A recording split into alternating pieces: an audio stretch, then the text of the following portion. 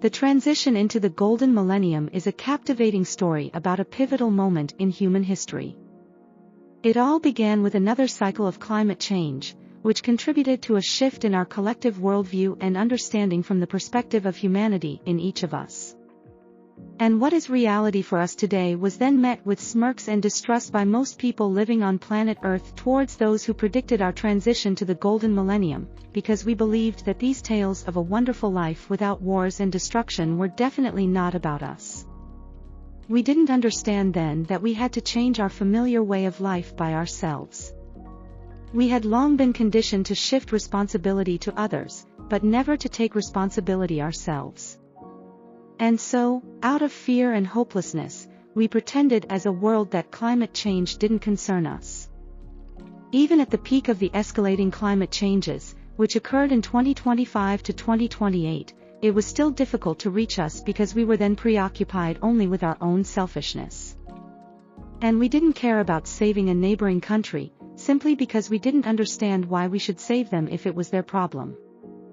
And we were guided by this mindset until we saw with our own eyes how entire countries and entire peoples began to disappear from the face of the earth, literally within the first 3 years after our planet entered a zone of cosmic radiation. Only then we realized that our planet was dying and that we needed to take any measures to save it urgently. We began demanding action from our politicians, criticizing and accusing them of inaction.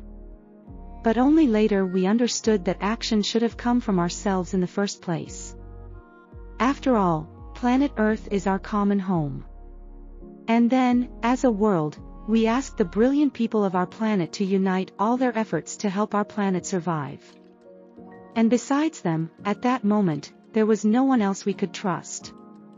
And thanks to these scientists, politicians of all countries carefully and with special care protected all the brilliant people, supporting them with all possible resources and means, in order to speed up the process of healing our planet.